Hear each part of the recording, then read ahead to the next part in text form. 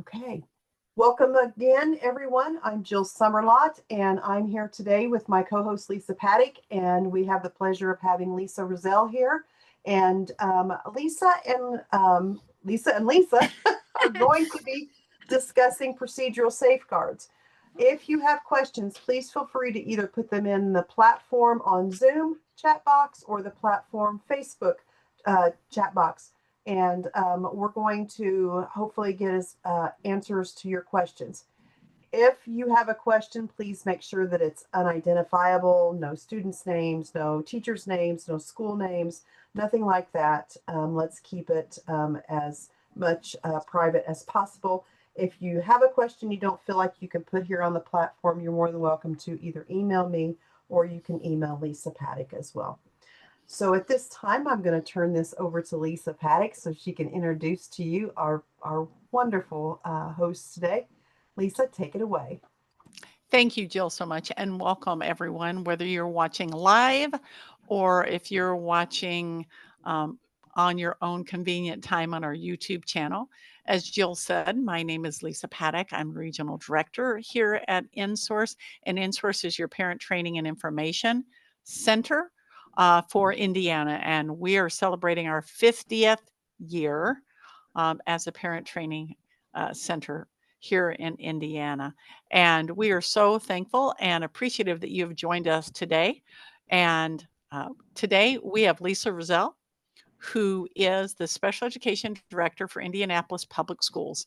And we are collaborating together about a very important topic, and it is the Notice of Procedural Safeguards. And so today we're going to do things a little bit differently, where we often will have a PowerPoint or Google presentation to walk through. We are going to discuss the actual document.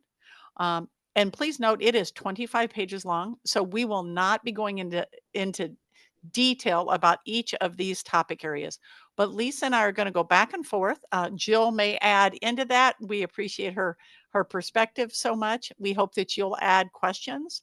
And we're going to talk about some of the main components about the procedural safeguards that are given to families at specific times along the way at their case conferences meetings. So Lisa, thank you so much for being willing to join us today and how we can discuss that partnership and collaboration that goes on at the case conference. So Lisa, I'm going to turn to you first, as this is going to be a bit more informal and school perspective. Tell me a little bit about why those notice of procedural safeguards are so important, and then I'll talk a little bit about the parent's perspective. Oh, Lisa, Jill? I'm going to interrupt real quick. I just want to make a note that the second, this number 2 slot in our platforms is a link to the Notice of Procedural Safeguards. So if anybody wants to go ahead and click on those, follow along, please feel free to do that there. Thank you. Absolutely. Thank you. All right, Lisa.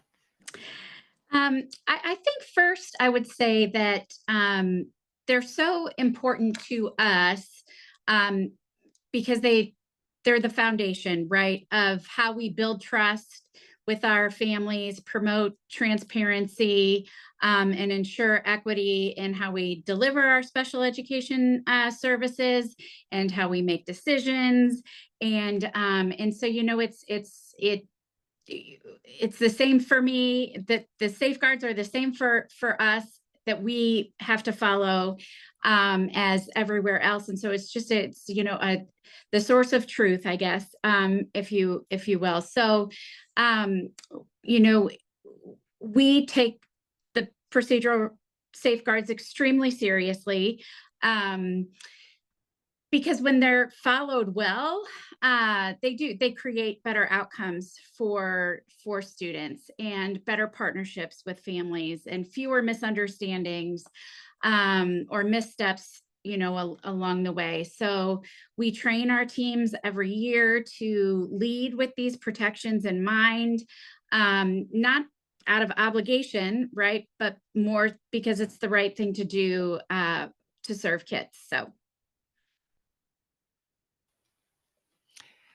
Thanks. And you had a really great point, I think, about the fact that it is the law and it's equity for everyone, right? And Mhm. I think as coming from a parent of a student who had an IEP all the way through school and now working for 20 years for InSource, collaborating with families and schools, I believe some of the things that I would like to say is the fact that that notice of procedural safeguards tells about the rights the school has and the rights that a parent has. And many times, because there's an annual case conference every year, right? And then other times it's called. I would say that um, the procedural safeguards become kind of mundane, right? There's that joke about, oh yeah, you could wallpaper the bathroom, or oh, they're a different color this year. And I think everyone understands that familiarity to it, sometimes we forget how important it is. And that's part of Mhm. why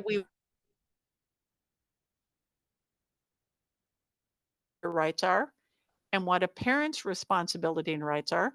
And as we cover some of these key components, such as, next, all about when should you get them, it is important when a parent comes to the table to be informed as much as possible about Article 7 so that they also can ask really good questions, right? And so these notice of procedural safeguards um, talk about all the major components of their rights. And then at the very end, and we'll talk about that at the end, it discusses the organizations that can help you understand the notice of procedural safeguards. And one of the very first one is your school. It's your case conference committee. And many times I think families um, hesitate asking a question about the notice of procedural safeguards. Maybe they don't want to take the time, which is understandable because everybody's on a time limit, or maybe they don't want to say they don't know what it is. So I also encourage, as I know that you do, the teachers to really um, have a meaningful discussion. Do you have any questions? This is a big document and it's an important document. So we also encourage families to ask those questions. If you don't know something anywhere in your case conference, to be sure and ask what that term means, right? Ask what that process is. Correct, Lisa? Yep. I was just thinking, as you were saying that, when I was thinking back to, when I started as a special education teacher, and we, had to offer a verbal explanation of the procedural rights and safeguards. And I was one of the ones making, the jokes about, like, you could wallpaper your bathroom with this. And, I'm sure it's a, or another one was something, if you need something to read to fall asleep at night, this is your, packet or what have you. But I think when I'm looking back as a new special education teacher, it is 25, 26 pages, and it's overwhelming for special education teachers, right? So imagine if you're a parent also. And so I guess the thing that I wanted to just touch on is that, we don't have all of the answers all the time, right? So we do need these procedural rights and safeguards to fall back on. And I would never, I always pretend, or will never pretend to remember all of the dates. So I have cheat sheets, because I constantly in my brain get, a business day and a school day, instructional day, all of the days. And I'll be so confident in what I'm saying, like, in that moment. But I always tell my parents, but let me make sure that I double check, because I want to make sure that I'm not messing up whether I have business days or instructional days. And so so sometimes I think too, depending on who the educator is at the conference, they may be like, oh gosh, I hope they don't ask me questions about this, because it's overwhelming for all of us. And so I think if we can just kind of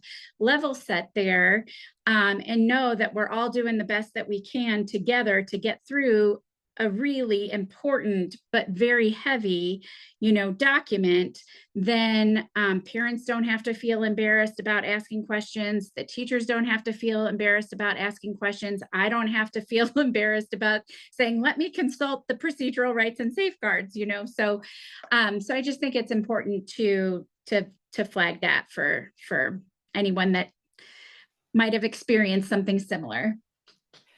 And Lisa, that's why I wanted to have this conversation, because that is such a good point.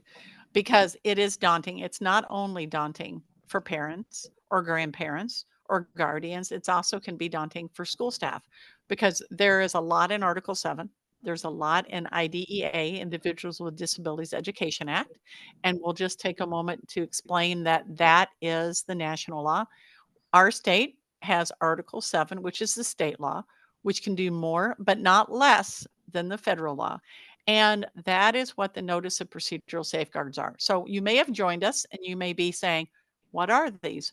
Well, these are the printed document that gets offered to you at certain times, and we'll talk about that. And basically, it is a parent's right and a school's rights under the law.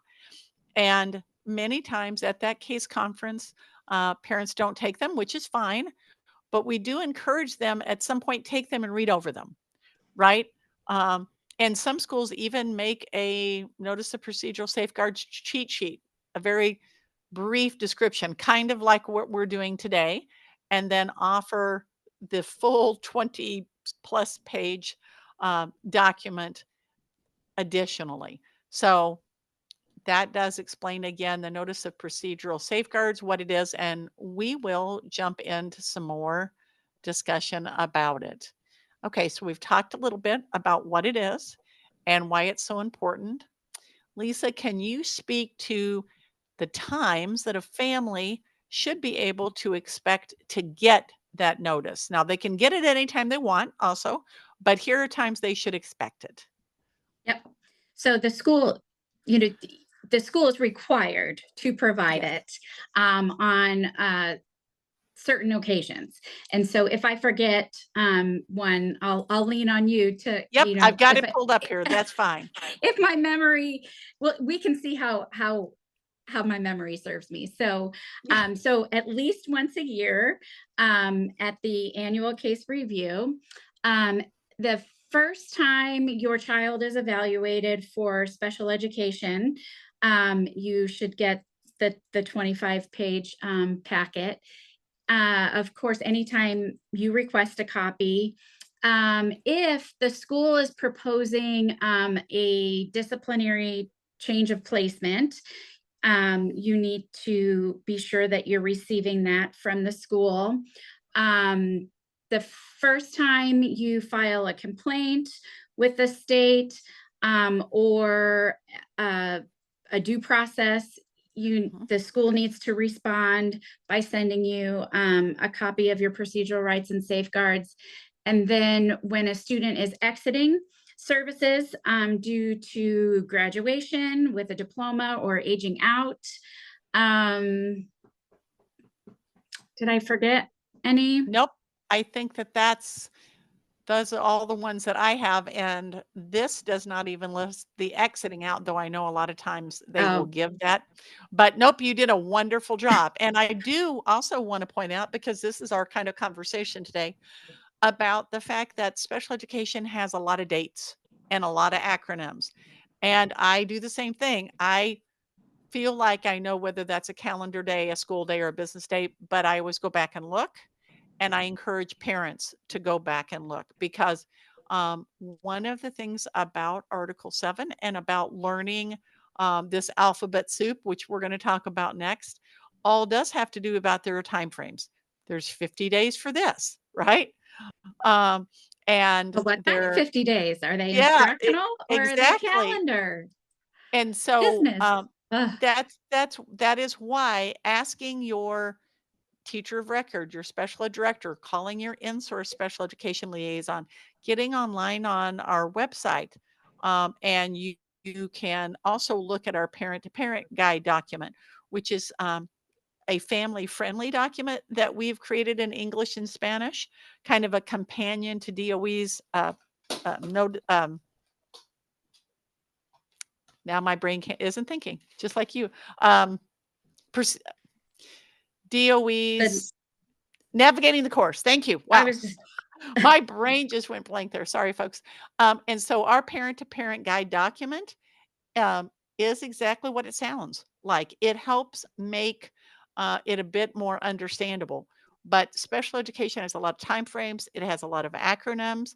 It is really important to ask those questions, right? And it's important if you're a teacher. If you don't know, these are the places to go, right? There are places that will fill you in on what that time frame is. Okay, so let's just look, Lisa, at some of the terms. Okay, okay. so we talk a lot. I always say the alphabet soup, right? So we're going to talk just a little bit about some of those terms, and in our parent-to-parent guide, which I imagine Jill has dropped in our chat or will, we have a lot of these acronyms. So special education terms, I've already mentioned that Article 7 is Indiana's special education law, basically. And you will hear a lot of reference to that because it is all the laws are built on IDEA and then specific for Indiana. Um, CCC, you will hear that a lot, and that's the Case Conference Committee, which is a group of school personnel and the student's parents that's responsible for determining the student's eligibility for special ed and related services and developing and reviewing that student's IEP. And that student is an important component, right? And we won't hit on that today, but there are rights that transfer to that student at 18. So we want that student to be involved. And it is that case conference committee decision, that public agency rep, that parent, that takes a look at what those goals are and where do we hope to have this student in a year. Lisa, can And I yes, interrupt you please do. Yep, so I please don't do. forget later? But also when you said that the rights transfer at 18 to the kiddo, one of the things that I would recommend to parents is to, at a very early age, start to involve your son or daughter in the case conferences. And so I also am, I chose this pathway as my living, but I'm also a mom of a kiddo that has DeGeorge syndrome, and he has been attending his case conferences since he was in kindergarten. And so now in kindergarten he came and he just presented something that was really important to him, and then he left. And then as we've gotten older, so that then once he turned 14, it wasn't such a jarring experience for him. And so I just would always encourage parents to ask the school, like, hey, can my kiddo be involved in at least part of the conference so that they can share some really great things about their learning, or this is how I learn best. And when you guys pull me out to go to the resource room, I feel like this, or whatever, because the kiddo, like, it's so powerful to see how and certainly in my case, how this last conference that I had with my own son, how his perspective certainly changed the trajectory of how the case conference was going to go. So I just wanted to throw that out there too. Thank you. We can always include our kiddos, even at the earliest ages, to an appropriate extent. So That's wonderful, Lisa, because that is part of this conversation, that we even hope to have student-led IEPs and case conferences. We want to have their perspective. And as you said, that might look different for a kindergartner to yep. at 14 at transition, when they do need to particularly be involved because they're looking at transition activities and assessments. And what do they want to do when the bus stops coming, as I said? Mm-hmm. And we want to hear their voice because, and sometimes I even ask a student, especially one that's maybe struggling, what does a really good day at school look like for you? Right. Mm-hmm. So I think that is a great, a great thing to add. And the fact that parents, you are as much a part as everyone at that table. But we also talk about the fact that everyone knows your child in a unique way. The Mm-hmm. parent is that advocate for their child, and they know them in one setting, and the school staff know and see in another setting.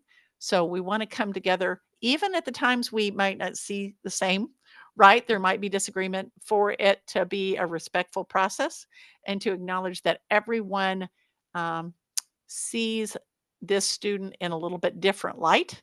They have different responsibilities in teaching this student, but that CCC, even though there's sometimes some difficult conversation, it's important to have those conversations. Yeah. And I would add it is the parents' right, and it's in the document to make sure that they, you, and you've shared it at least 3 times, I think now on the call, that the parent is an equal partner and collaborator in that, case conference. And so what we need to do, and what I try to drill home with our special education teachers, is to make sure that parents are equipped to come to the table to be that equal partner. So if I'm working on a IEP for a month and I'm a slow IEP writer, I take my time and I'm pretty darn meticulous when it comes to them. But I need to make sure that I'm planning my time correctly so I can get a draft to the parents so that they can read through it before the case conference, or if we've done some, new assessments, or just we don't want surprises, right? Certainly we can't predetermine or do anything prior to the conference, but we want to make sure that parents have time to digest the information so that they can come to the table and be ready, and equipped to discuss. So just wanted to add that Great out there. point. So if you That feel is correct. as a parent, don't hesitate to say, hold, please. I need more. I need more time to prepare. So Lisa, I just wanted to let you know that we do have a comment that I think is worth stopping, you guys. All right, we're ready for comments. And that's that this person says, thank you for the thought on kids' involvement in case conferences. And I think that is so important because we are seeing more and more of those student-led case conferences. I just wanted you guys to know that there was someone that had acknowledged and had heard you. So thank you. Thank you. And Lisa, I really appreciate that both of us can get the message out about preparation. So one of the things we will often tell a parent when they call us about a case conference, and we attend case conferences. We can't attend to every case conference that we're asked, but we do attend them both virtually and in person at different times. But a lot of times, as we help a parent gather their thoughts, and we're not speaking for them, just like we don't speak for the school, but we can help them with putting their thoughts together. And we encourage them to consider sending an email to their school, to the team ahead of time. So here's what I think is going well. Here are my concerns. Here are the points I want to discuss at the case conference. And then, Lisa, sometimes there are certified staff, those teachers that you'd like to have involved.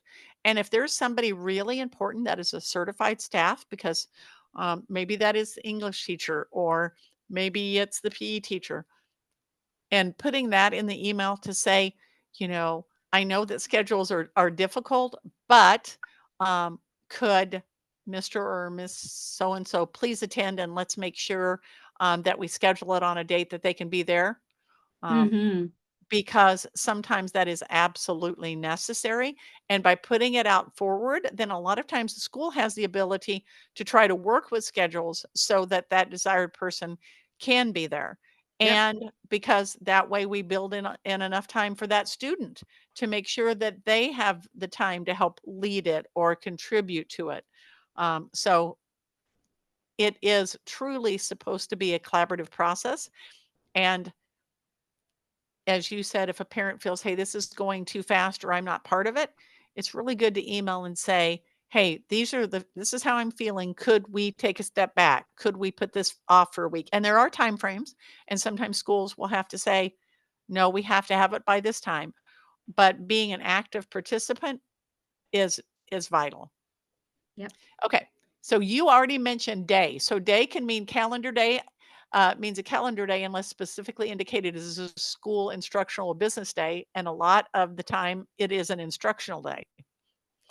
FAPE, free and appropriate public education, means special education and related services that are provided under the public school supervision and no cost to the parent, meet the standards of the DOE, include an appropriate early childhood, preschool, elementary, and secondary education, are provided in accordance with the student's IEP, and include earning credits for the diploma and a diploma for academic requirements to the same extent the credit is awarded to a student without a disability.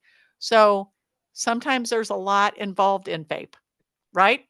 And school makes that offering of FAPE, and parent can agree or disagree, but basically that offering of FAPE is what the school believes is going to meet the need of the student to progress. And we also have, of course, we've already talked about IDEA and what that stands for, Individuals with Disabilities Education Act, and that includes that federal law and regulation governing special education.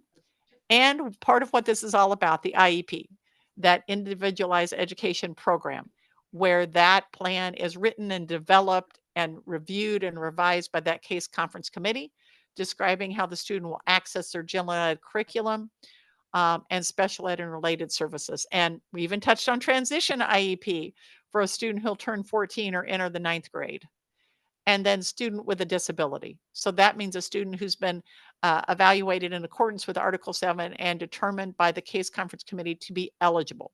And I think this is a good opportunity to say a medical diagnosis alone does not mean that a student's going to get an IEP. It has to negatively impact education, either functionally or academically, or both, and that each student with a disability who's enrolled in a public school is entitled to FAPE. So when we look at any of those particular acronyms, and there's a lot of more, is there anything you wanted to add about those acronyms, Lisa? No, I just would add that a lot of times I get parents asking me, well, does my child need an IEP? Touching on the medical piece that you just said, or is a 504, sufficient? And so what I just tell folks is when your child needs specially designed instruction to help them progress. So if your kiddo just needs accommodations to get through the day to access the gen ed curriculum and make sure that they can, progress, then a 504 would be sufficient. But if they need, specially designed instruction surrounding the skills, then that would be the change for the IEP. But also, if your child has a 504, know that there are several rights that are in this document. And I think we'll touch on, certainly the disability or the discipline later, but, your child is with a 504, they are, have a right to FAPE also. And in that, a manifestation determination could potentially be on the table for your child if they've been, had too many suspensions out of school. I know we'll talk about that in a little bit, but very true. Yep. Very, very true. Okay, so one of the next things that we wanted to discuss, and as Jill said, she's dropped that in the notice of procedural safeguards in Facebook link here in the live webinar, and if you scan the QR code, you get a copy of that also. So one of the next things that we're going to discuss all has to do with written notice and timelines. And again, we're just touching on written notice. And what that actually means is you're going to receive some information, and Lisa will discuss it some more. You're going to be expecting to receive some documentation. And sometimes when a parent calls us, they're not sure what they've received, right? But when they send it to us, we can look at it, and as we look at the IEP, whereas we look at an agreement or disagreement to evaluate, right? There are a lot of reasons that you would get written notice. But read that the paperwork that comes to you carefully, right? Because these written notices are important. Just like on your IEP, the purpose of the meeting is important. Is it to revise the IEP? Is it the annual? Is it a manifest? There are read through the information. And if you have difficulty with that, please reach out to your school or reach out to your in-source liaison, and they can help go over those things. So Lisa, would you touch a little bit on what written notice is on some of those situations? Sure. So, prior written notice is the school is required to provide prior written notice, as Lisa said, when we agree or disagree to provide, conduct an evaluation, or anytime we want to change how we are providing FAPE. So when we want to make changes to the IEP. And so when, we hold a case conference and everybody's got all these great ideas coming, and you may make a substantial change. And if you're anything like me, when I've got all eyes looking at me, I can't write a goal to save my life. So if I say, well, I'll finish that goal after the meeting and then I'll send this home to you, then we have, from the time that case conference ends, we have 10, and this is where it's not instructional days, we have 10 business days to get that paper into the hands of the parent. And so we can send that electronically.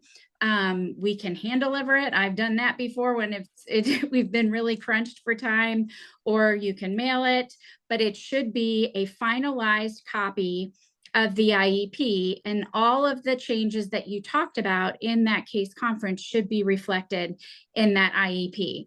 And then once you receive that, then you have 10 instructional days, different than what we have as the school. Then you have 10 instructional days to look and look that over. And then during that time, you can say, no, this isn't what I thought, and we can come back to the table. You've got some options that I think we'll discuss here in a few too. Mhm.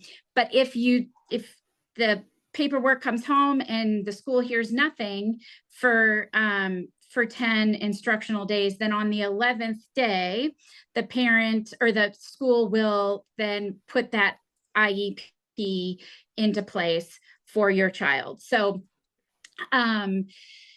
any time we want to, conduct even a functional behavior assessment too, we need to be providing you an opportunity to look and be involved in that and give us permission. So sometimes it comes in the and I don't even know what it'll look like. I'm excited to see what it'll look like on the new system. But then we send a standard notice for evaluations, and then we typically send an IEP when we're making changes. I haven't seen prior written notice be given in a format outside of those two in all my years of being in special education up until this year. And it was interesting. A parent gave me a template to, like, if I was going to say, no, I don't want A, B, or C to happen, she gave me a template to fill out for prior written notice to respond. So I don't know if you've had any of that, if you've seen anything outside of the IEP or the standard notice of, have you seen? I have not. So as you covered all of them, these are the times that the school must give a written notice, just like you said, to conduct an initial eval, to conduct a re-eval, to determine or identify a child's initial eligibility, and then, of course, to change something in the IEP. So when, such as educational placement, special education or related service, or anything related to the provision of FAPE. But it's important because one of the other things is lots of paperwork comes across a parent's desk, so to speak, comes in email. comes in the backpack. And many times we don't always recognize that it requires an action, like you listed to the day 10 or day 11 rule. On, if your child has an IEP that's never been started, it's a proposal of FAPE. It won't go into effect till you sign it. But once that IEP goes into effect, if you don't contest it, even if you don't like it, it goes into effect on day 11. It's called the day 11 rule. And so read that paperwork. And if you need some help with that, again, there are places and people who can help you with that. And it's very important to be able to understand that. Okay. So next, I think we're going to talk a little bit about consent. So I think one thing that we often talk to a family about, a lot of times probably the very most common scenario for consent has to do with evaluation, right? Has to do with evaluation.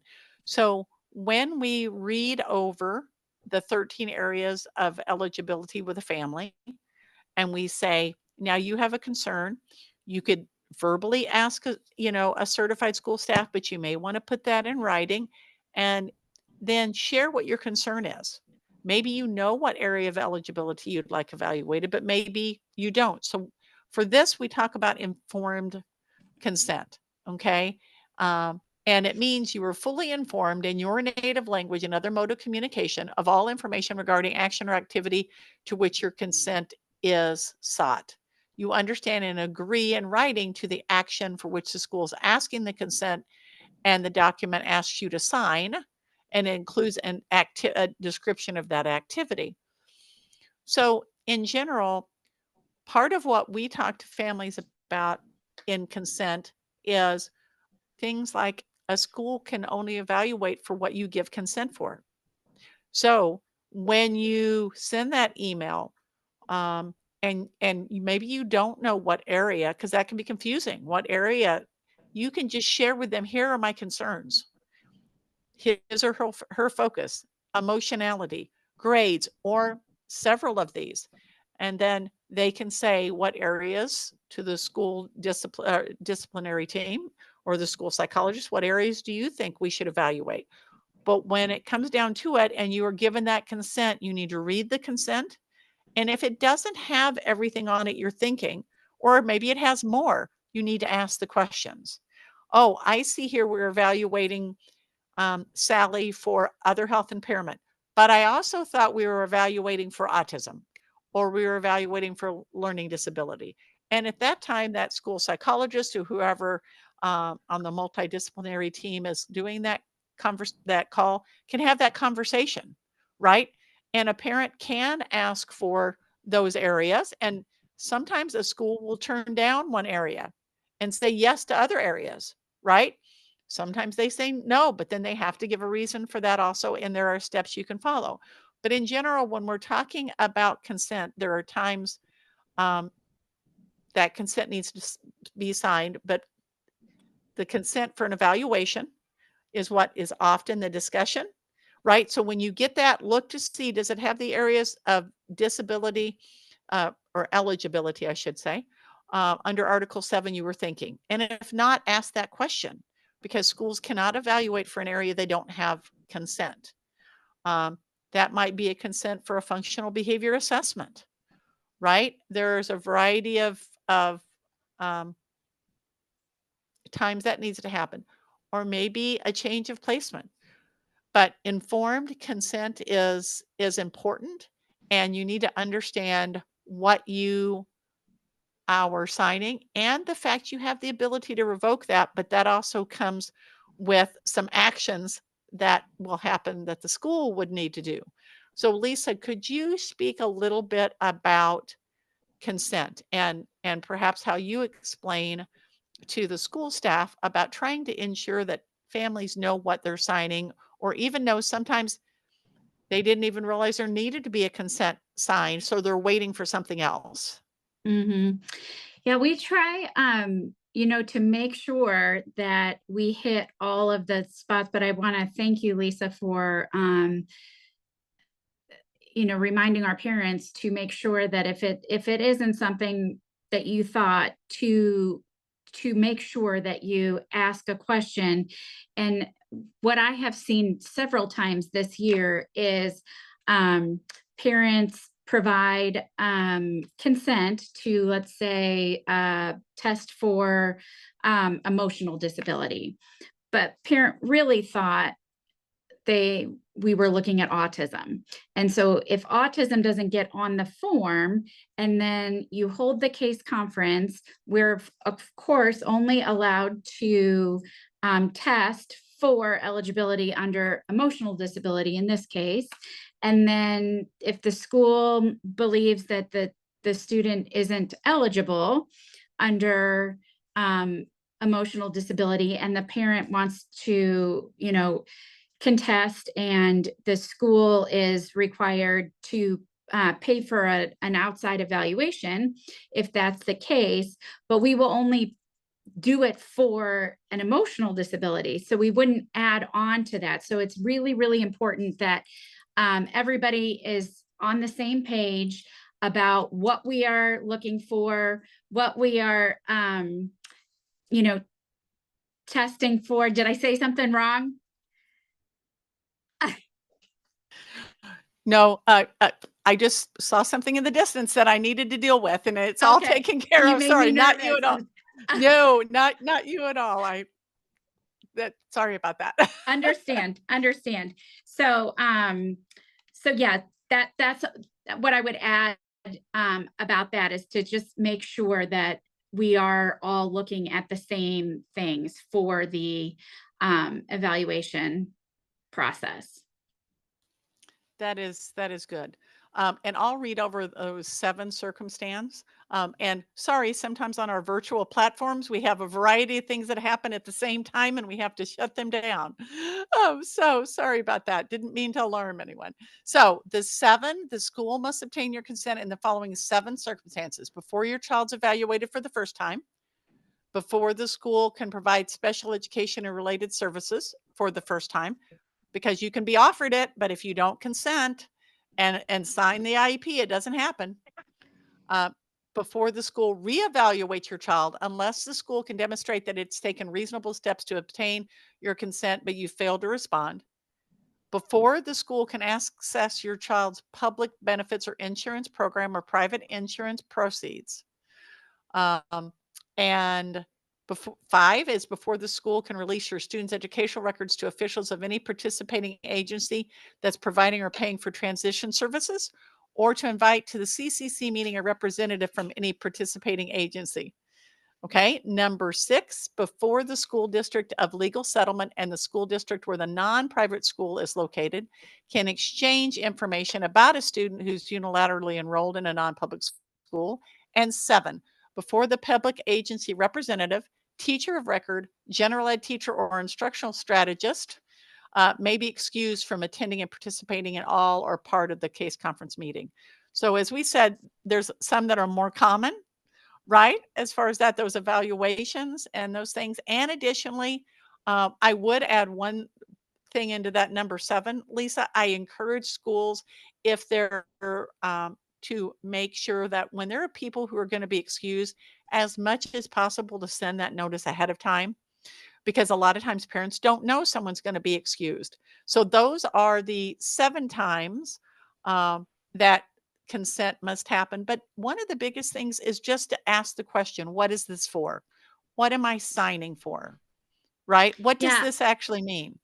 I do. I'm so glad you said that. I do want to also add that, anytime we have a case conference, we are required to send you, and it doesn't say like a specific number of days, but it says that we are required to give you adequate prior written notice. And so for our parents, it's so important that you understand that when that notice comes, there's going to be a list of people that the school is inviting to be at the case conference. And what I've tried to drill into our staff is that nobody else should be coming to the case conference unless they're on that notice. And from the schools, parents, of course, can bring neighbors and relatives and whoever they, but from our standpoint, and nowadays it's so easy for, if somebody sends a Outlook invite, and then somebody will get that and then forward it on to the principal, and then the principal forwarded it. Oh, I wonder if, and so then all these people show up. And so I try to ask my staff to put yourself in the parent's position. So if you are coming to a case conference and you think it's just going to be, you and the teacher and whoever, maybe the guidance counselors, the PAR, or and PAR is the public agency representative. Sorry, I was using that alphabet soup, Yep, but I understand. And so then if you walk into a room and there's, 25 people there from the school, Yes. that's going to be really intimidating. And you're not setting up a table where, parents feel like it's a collaborative process. And so we want to make sure that, again, parents are fully informed of who's going to be there, why we're meeting, if it's an annual, if it's a reevaluation review, if it's a manifestation determination. We want to make sure that parents are fully informed, because then they can bring who they want. So if, to feel comfortable so that they can, adequately participate. So thanks for bringing that up. And then I always tell our school too that, if we are going to, let's say the teacher that the parent wanted has a class that they absolutely, have to start at the beginning of the, halfway through the case conference, we want to make sure that we get in writing prior to that conference ever starting that the parent has given the okay for that gen ed teacher to excuse, step out, what have you, because, and again, I tell my staff, put yourself in the parent's shoes. If you're sitting there at the table and somebody says, well, they've got a full class, we don't have coverage, and so would you mind if they just left?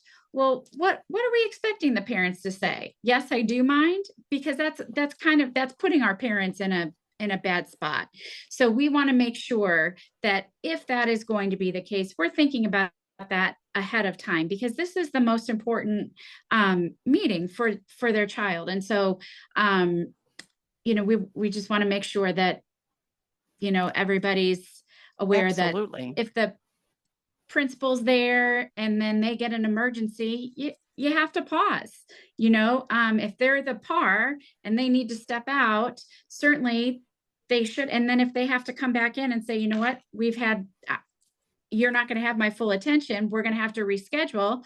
We ask that the parents, show us a little grace in that. Those things happen. But I would much rather us come back to the table instead of having the principal step out and never return to the table. And then, because all the key players aren't there. Absolutely. So, and that happens all the time, I'm finding. So, well, and Lisa, thank you so much for that, because that informed consent and knowing what's going on is so important. And when you get that list of people, and there are lots of people, maybe from the school side, so to speak, and we want to avoid the thought of parent and school side, but sometimes that feels that way, right? And parent can bring whoever they want, but then a lot of times parent might ask us, well, what role does this person play, or what role does this person play? And we'll talk about instructional strategist, or as you said, PAR, public agency rep.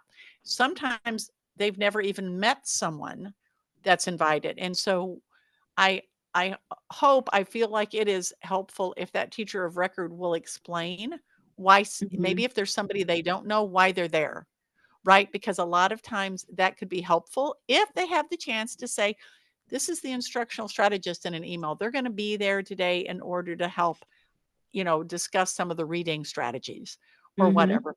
but understanding that and getting that consent ahead of time, just like you said, to excuse. And I really appreciate hearing that, because a lot of times it is kind of last minute. It's at the table and it should be ahead of time. And Mhm. even having to end the meeting and say, you know what, something's come up from our school staff. Either we'll have to reschedule, or we do have someone else here who could be the public agency rep, could commit funds, as Article 7 says, and could stand in my place. But is that all right? Because it does change sometimes the mood of that meeting when something breaks it up. So sometimes we do want to just meet again. So thanks Mhm. for bringing all that up. Um, so under the rights and protections, you'll see in the notice of procedural safeguards, if you choose to give consent or later withdraw your consent, the school must continue um, to when or later withdraw your the school must continue to provide the required IEP or IFSP service at no cost unless you have decided you want them out of special ed, and that is a whole other situation, and then you revoke all of that consent. If you give consent, you have the right to withdraw your consent. You can do that. Um, Notice this procedural safeguard talks about the school may not require you to enroll in Medicaid or other public health programs in order to provide an IEP, but they can utilize that. They can ask you to sign the consent for Medicaid billing. And so you can read through that at your leisure to find out more about your rights. Um, and each of these 7 scenarios. Um, and then also under the area of consent and notice of procedural safeguards, it talks about when your consent is not required.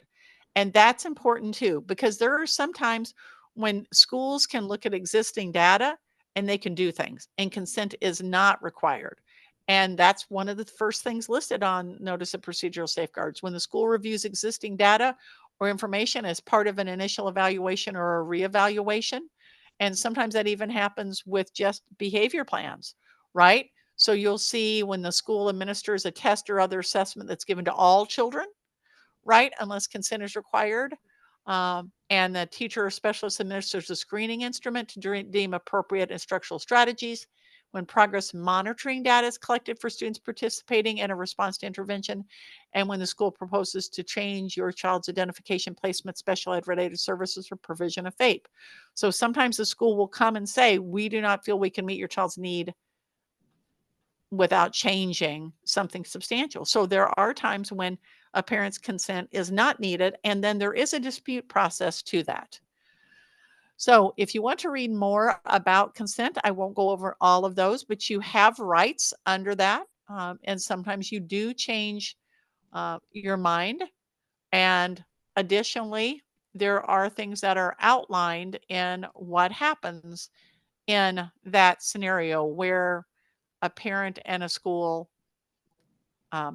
don't agree.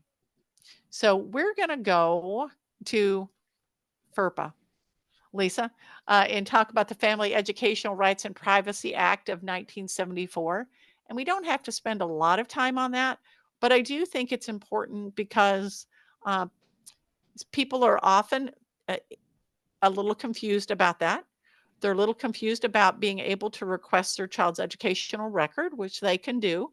And sometimes they think that some things are a violation of FERPA and it's not, or sometimes there is a valid concern about Mhm. that. So maybe you could just speak a little bit to FERPA and what Yep. that would be. Yep. So FERPA, easy. The easiest way to look at it is just our student privacy law. So it's different than HIPAA. So when we put things in the IEP, am I okay? Yes, Yep. yes. Okay. Just having a little bit of technical difficulty, but I got No it. I'm getting problem. it fixed. Got it. Got it. So, so the school is obligated to safeguard all of your child's records and only share them with appropriate personnel. And so, parents have the right to access your child's educational record. You can ask for a correction to be made. if you think something's inaccurate or misleading. And then you have the right to provide consent to any time we want to disclose those records. And then there's a few exceptions to who we can do that for. So if you've moved, say, from one school district to another, and the school district calls and says, can you please send your child's educational record our way, we can do that because your child's enrolled in a different school. So, if somebody at your son's school asked me for a copy of the FBA, and they have a legitimate reason to know what's in the FBA, then I can share that. But if it's just, a nosy first grade teacher who's your neighbor and wants to see your child's FBA, then no, we cannot share that. So it does have to be somebody that needs to know about that. So we just don't send it out to everyone in the school. And then, of course, any state or federal educational authorities, we need we have to send that. So like if what's a good example? Like a probation officer, maybe, is that a good example? Yeah.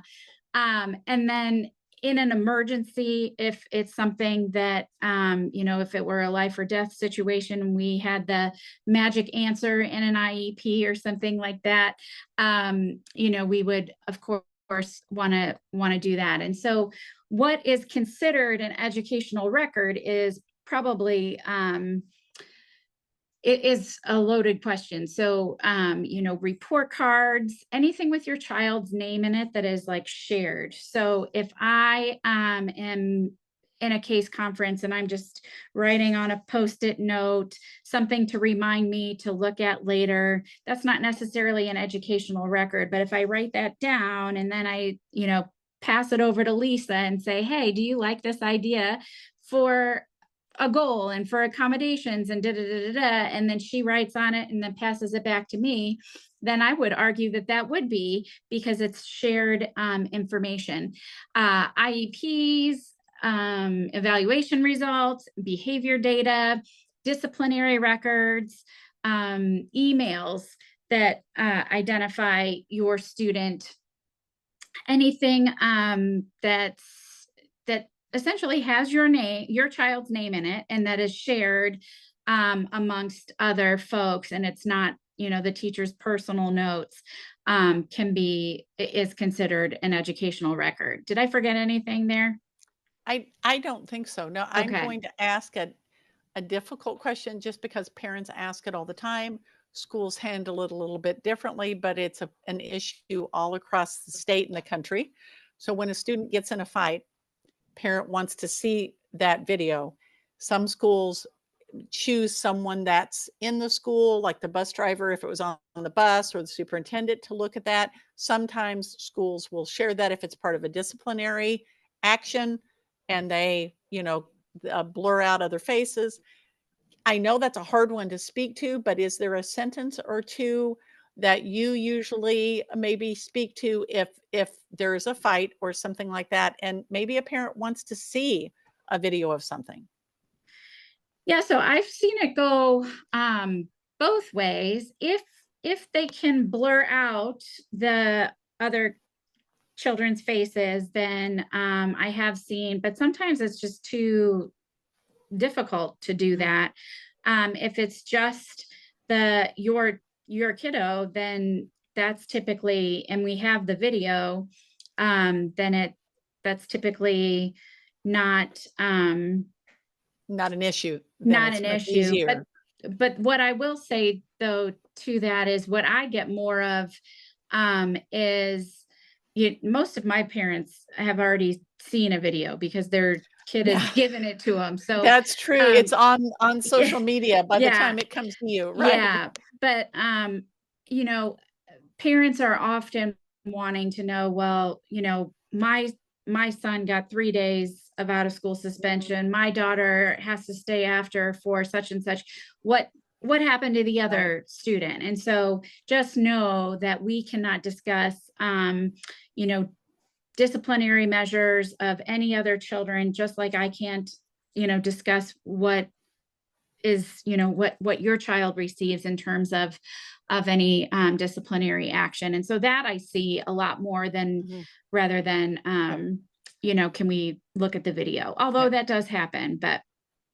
Well, and that's a good question. So part of what we also say to parents is to say, go back to your student's handbook, and they will have a discussion of discipline, right?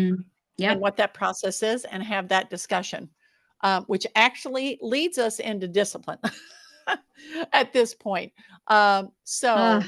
Yes. And we are, honestly, we're only going to touch very, very briefly on the note in the notice of procedural safeguards. It does talk about discipline, right? And it talks about the fact that kids with IEPs can get in trouble. And so it breaks it down into disciplinary change of placement, manifest determination, interim alternative education settings.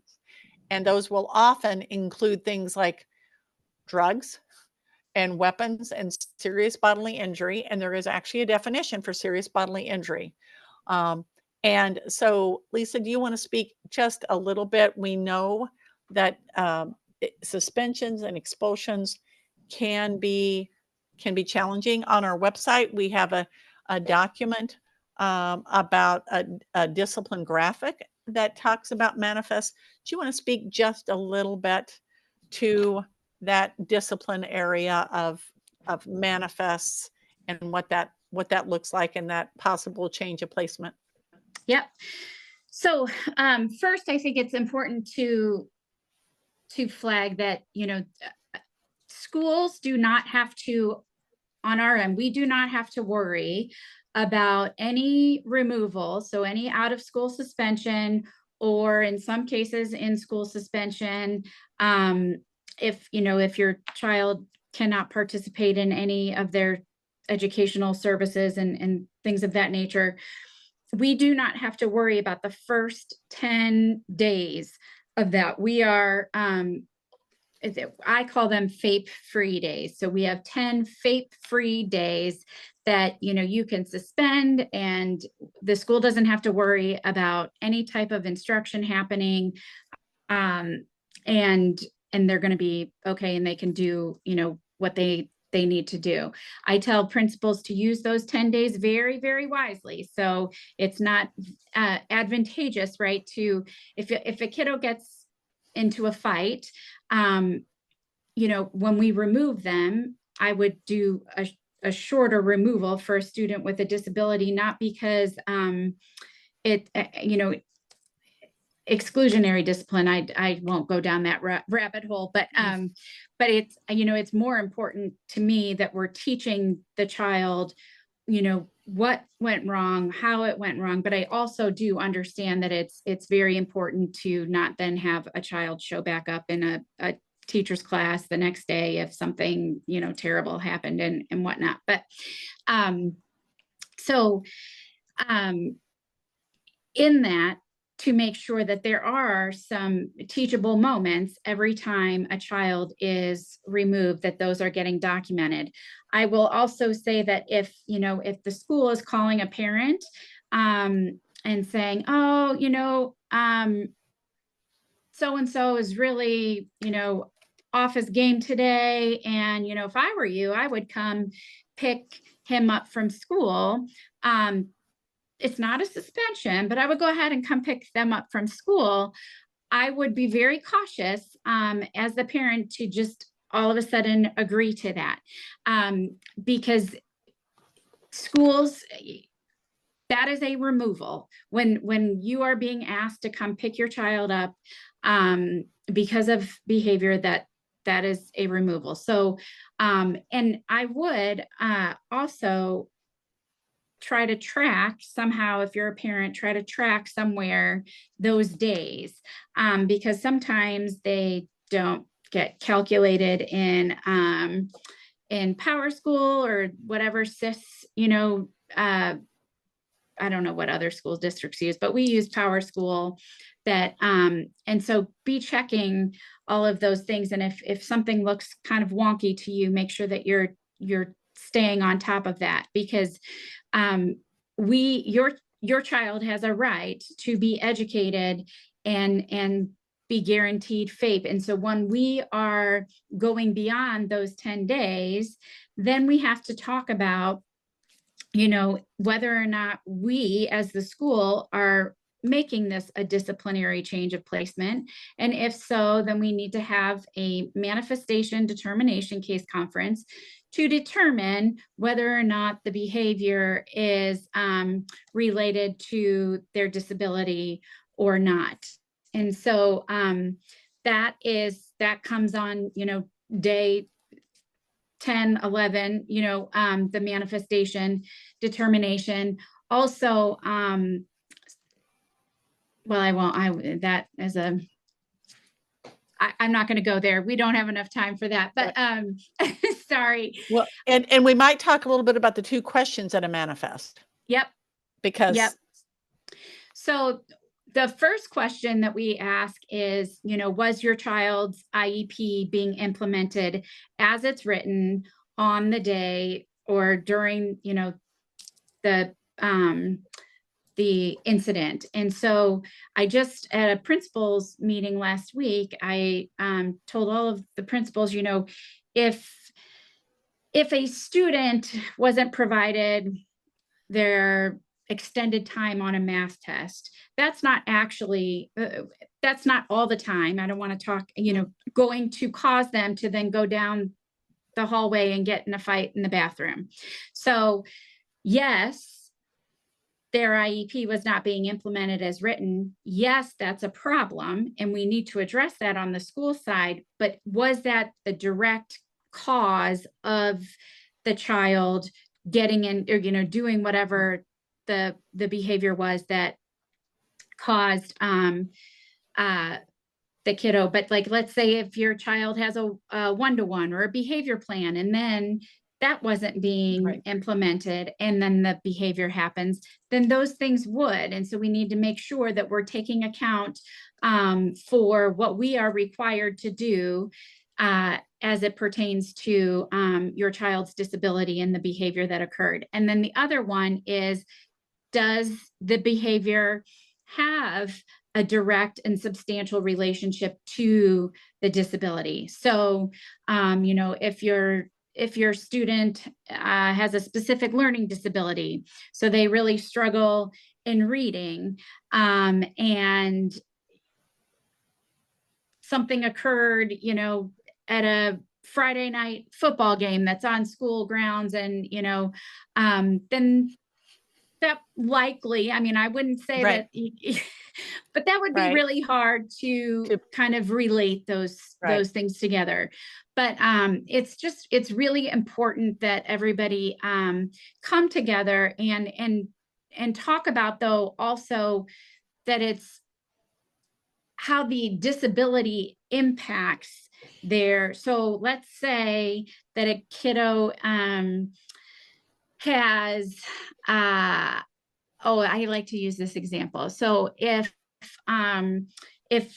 my child was at Riley a good majority of his life in the very beginning, and so let's say he was on an extended stay in the hospital because of his other health impairment, and then on that day was the day they rolled out the code of conduct, and my son missed this new rule that they told everybody. Well, then that I could try to get that in that way related, because his disability caused him to be absent from school, and then he missed the information, and then it was never given back to him.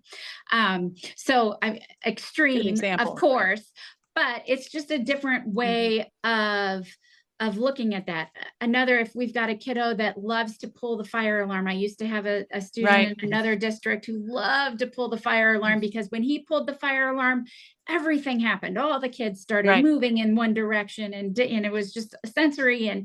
But he didn't understand that he was pulling a fire alarm. What he, which is a federal offense if there's not a fire. And so, but his cognitive ability, his disability did impact his ability That's to correct. know that when I pull that fire alarm, I'm causing all kinds of chaos. I've got kids with, medical needs that could be on a changing table. We've got, Right. the whole school has to do this. And so it's hard for them to understand the impact of that behavior. And so then, since there would be a manifest, then the school has to determine, oh, okay, well, we can't suspend him or expel him for this. We need to figure out, how can we keep this kiddo away from that fire, the fire alarm, so that we can prevent him from doing what he wants to do that he can't otherwise figure out he shouldn't. So Right. Well, and those are some good, and we've all seen some really good examples of when there is causation. And sometimes when there's not. And of course, if a parent disagrees, then they can also, and this is a great time to talk a little bit, because we're almost done, about the fact that there are things to do if a parent disagrees. But before we get to that last part, we could also talk about the protections for a student not yet eligible, because sometimes there is a student that maybe there's a discussion about whether the school should have known whether they might ask to do an evaluation, but other times there's nothing on the school's radar. The student's not been being suspended or getting referrals or failing academically, not perhaps having a lot of emotional issues. So there is that child find. But also, just speaking just a little bit for the protections of students that are not yet eligible, they are afforded some protections. Schools can still move forward, but sometimes a parent asks for an evaluation during the time that there is an incident that's occurred. So maybe you can speak to that. Then at the end, we'll also speak to the things a parent could do if they disagree before we wrap up. Okay. So if the school had absolutely no idea, and this came out of nowhere, and a parent says, oh, they might have a disability, can you do an initial evaluation? In that case, the student then stays home for the remainder of the suspension or expulsion period or whatever. But if the school should have known, let's say you're a parent, you've been asking for an evaluation since the kiddo was in 5th grade, we're now in 9th grade, and here you are again, and you say, my child has a disability, and in that case, the school should have known something. And if they've never tested and determined otherwise, then the school, the student is protected under the same rights as a child that is already eligible. And so in that, then the student would need to return to school based on, if there's a manifestation or not. And so we need to hurry that piece up so that we are not keeping them out beyond the 10 days. And then it's also important, I think, to note that for the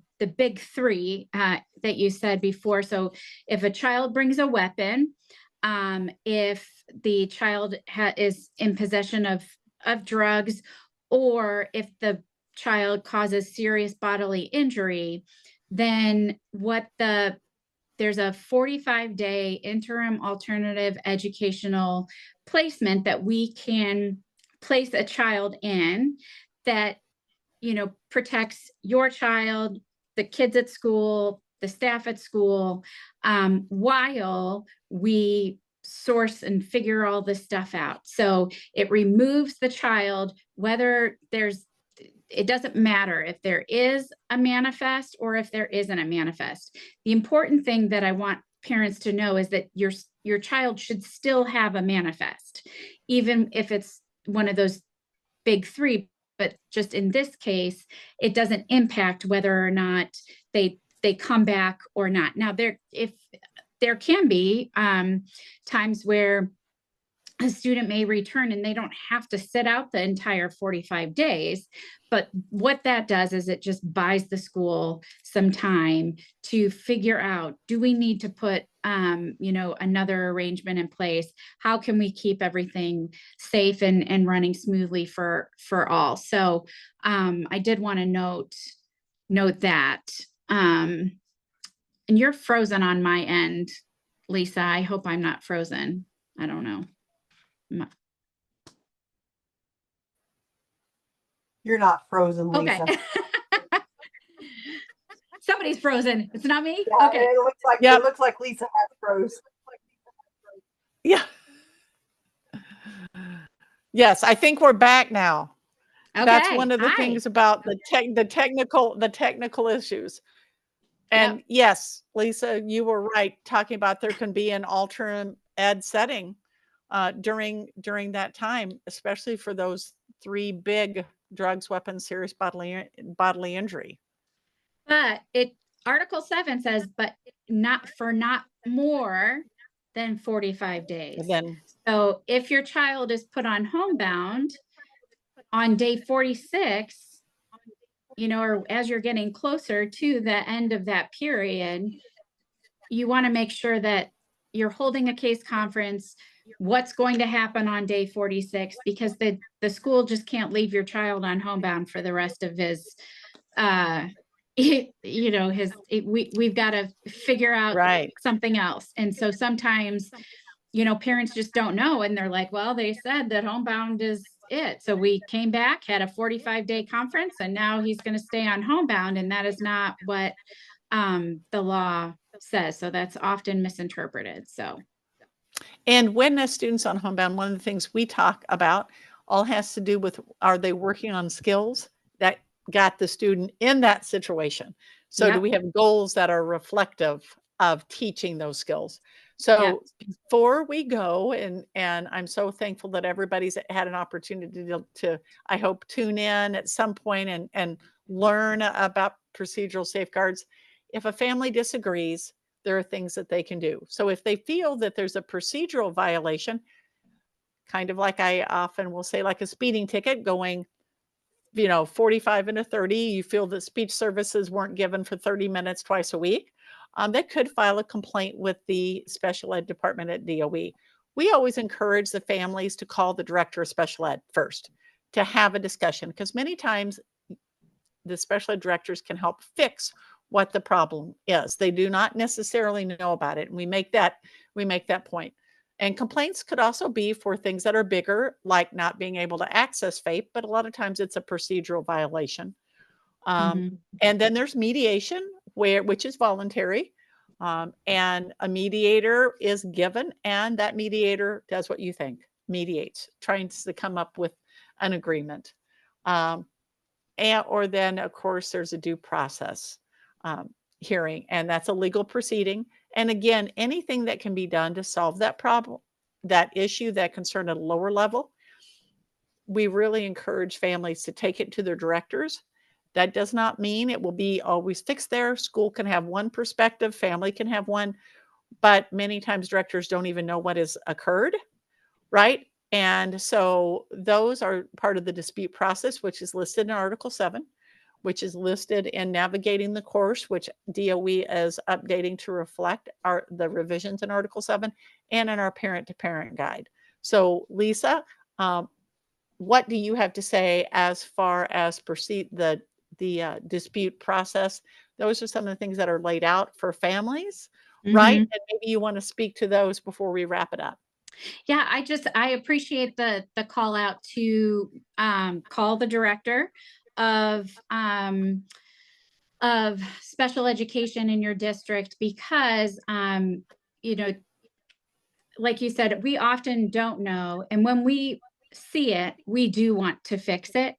And so if nothing else, when I always tell my parents that when you share a complaint with me and we actually drop the ball on something, then I can fix it and we're going to get better as a result of your voice. And then it's, collective advocacy, right? So when a parent reaches out to me and says, hey, I didn't get progress monitoring last semester, I don't think. And then we dig in and I look and I see, yeah, gosh, the teacher dropped the ball on that, didn't provide progress monitoring, which is a problem.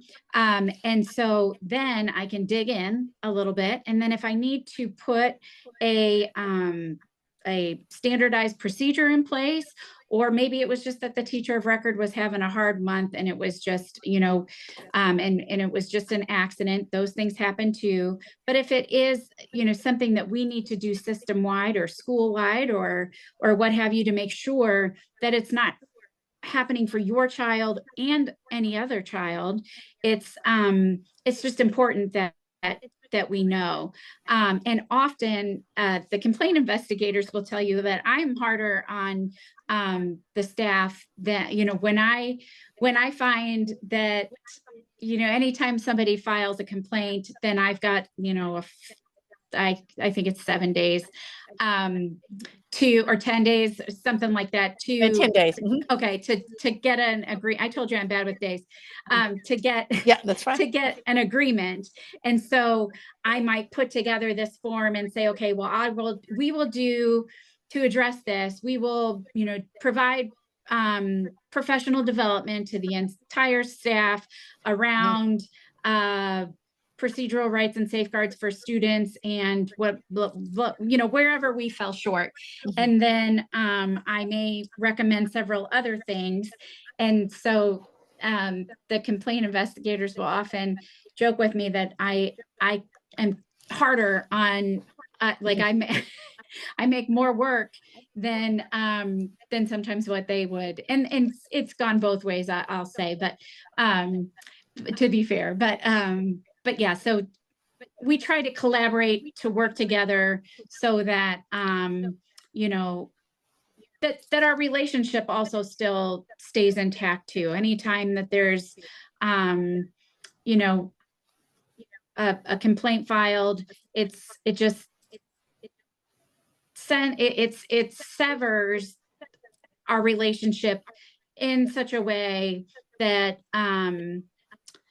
that it's just better to do, in most cases, to do that first. But I also understand that parents sometimes, we don't know how broken the situation might be when they come to us. And so those are our parents' rights. And so they should, even though we, it's helpful, I think, for parents to reach out to the director first. I would never want anybody to not file a complaint or to not use their rights because it would, because we can get there. We can get that relationship back. I've seen it happen multiple times. But it's, so I don't know anybody's experience before they come to the table. And so if you feel like that's how you need to go, I, certainly respect that. They're there for a reason. So. Well, and we do talk to parents about that is well within your rights, but have you thought about, because we don't tell parents, go do this. Have you thought about contacting?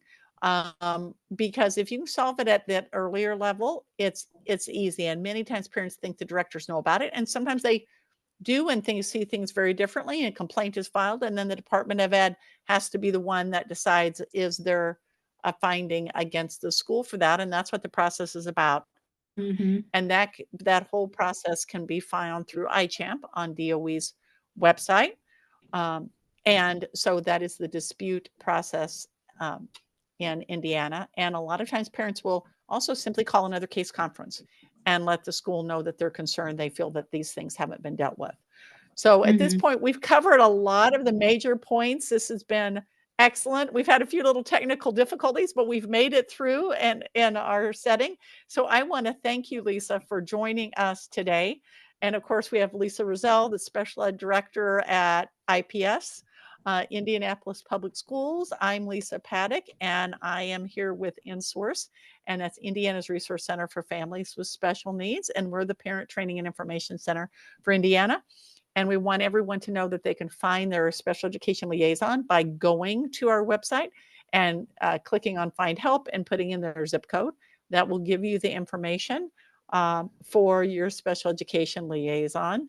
And at this point, I want to turn it back over to Jill, see if we've had any questions. And again, thank Lisa for taking the time and the fact that we walked through this through our notice of procedural safeguards. We've dropped those in along with some other information. I dropped in the discipline graphic. And I just want to thank you for coming and having this frank discussion about the notice of procedural safeguards. Jill? Thank you very much, ladies. It was very, very informative. Just a couple things. I did drop in that discipline graphic. That is the very last link that is in our Facebook Live platform and also on our Zoom platform. So that graphic was put in there. Our parent-to-parent guide was also put in there twice. And as you see these links, you'll see that they are labeled. But please remember to use that tiny URL and go and get that training survey and do that for us. We greatly appreciate it. I just want to thank both Lisa and Lisa for being here today. It was a wonderful, just a great way to learn about procedural safeguards. Ladies, you've done a marvelous job. We don't have any questions that have been posted. So I want to thank you very, very much. But this time, I'd like to again thank you, Lisa, for being here, and thank you, Lisa, for Jill. being my co-host. And Lisa, please come back and visit us anytime that you would like. Thank you. Thanks for having me. Alrighty, everyone, you have a wonderful weekend, and I will see everyone on Monday at 1 o'clock for Monday Minutes. Thanks. Thank you all. Have a great day.